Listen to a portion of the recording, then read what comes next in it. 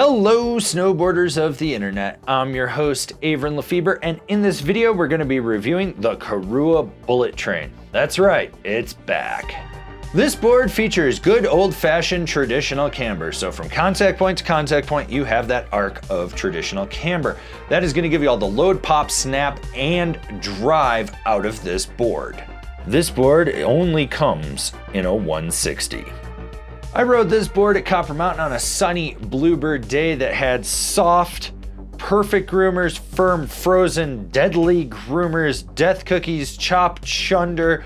As the day went on, the snow got softer and there was zero wind, and I rode it with my Rome Black Label bindings and my K2 Thraxis boots. This board is stiff. It's not a death plank, but my God, is it stiff. It is firmly planted in that free ride carving board category. You have a little bit more give in the nose, and then it's just a consistent flex all the way back to the tail. The torsional flex does not have a lot of give. It is very rigid, and when it comes to the stability of this board, it's smooth. I don't mean damp, I mean smooth. You're gonna get a little chatter at speed from the nose, but most of that is killed off before it hits the front insert pack. In rutted out terrain, it just cuts through everything and you don't really have to worry about it. There's not a lot of snap to this board, and it's very border cross-esque with how it engages. So when you load up the camber, you roll back to get that pop off the tail, it kind of just launches you forward. You might get over something small in your path, but anything else you're just gonna pop right into. And what you put in is what you're gonna get out of this board. So if you're going fast and you're just trying to pop over something in your way, remember to suck those knees up.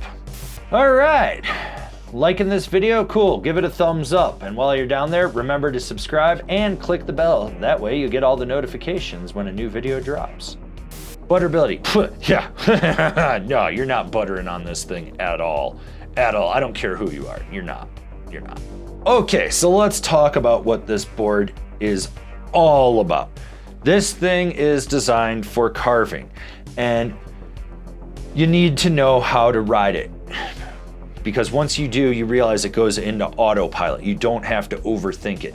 There's a lot of precision and power. So it drives off the front foot. That's how you guide it. You force your weight off that front foot to get it to engage. And then as it transitions underfoot, all the power and drive from the middle of the board back take over, and that's what allows you to aggressively carve with this. Now, when you're on edge, you're locked in and you need space. Watch out for people. You want a wide open run because you're gonna lock in and it's gonna hold from one side of the trail to the other. Those short, tight, quick carves where you're just trying to roll from edge to edge, they're a pain in the ass on this thing. No, that's not what this is for. You need space and you need to have speed to lay it over. So if you're thinking you're gonna be able to weave in and out of people, don't. It's just not gonna happen. You're gonna murder someone. This board, when it's on edge, like I said, it locks in and it holds. It swoops from one side of the trail to the other. Now, as you're apexing that carve, if you need to drive your knee into the center and push down on the tail, you're still gonna feel that front foot locked in. So it's a weird dynamic where you kind of have to slightly disengage the front foot as you drive it from the center to really get it to lay over. Basically, if you know how to carve, you're gonna like this a lot. If you don't know how to carve, you're gonna absolutely hate it. And if you think you're gonna get this to learn how to carve, you are so friggin' goddamn wrong. One other thing that this stands out in when carving is the bank slalom course. I took it in the bank slalom course and it would just stay on edge, take the top of the turn, come down low, send me in low to the next turn, come out high.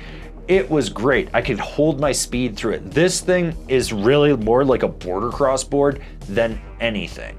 Rider in mind, this deck is for the corduroy killing carver. You know who you are. Like what we're doing over here? Want to support us further? Not sure how to do it? Swing on over to Angry Snowboarder VIP and become a member. Sure, I could tell you more here, but I got a video over there that explains it so much better. In my opinion, the Cafe Racer Plus is the better carver from Korua. It just is more nimble in my opinion. You can change those carves more aggressively if you get in a group of people or into a tighter run. This, you need a lot more space. It's not a bad board, but for the reverence that it has, it wasn't as good as a Cafe Racer Plus. It's fun, it has its place, and I think there's those people that are absolutely gonna love this. I'm not one of those people. I'm not even gonna try to be one of those people. I do think, though, that you need to ride this with a posy stance. After 25 plus years of riding with a very similar stance, I'm gonna stay that way. If I have to go posy to test a board, it's just gonna throw the whole thing off because the anatomy of my stance is gonna be off, and it's gonna be putting torque on spots in my body that I'm not used to. It's gonna feel weird. So I just rode it with my regular stance. I know that people are gonna complain about it. I know who some of these people are. Overall, it's not a bad board, but like I said, I think there's better carving boards out there in this category that are more approachable. This is highly specialized and for a certain subset of snowboarders. Comparable boards: the Jones Freecarver 9000, the Nidecker Blade, the Stranda Cheater. Binding recommendations: the Union Atlas Pro, the Ride A10, the Jones Apollo.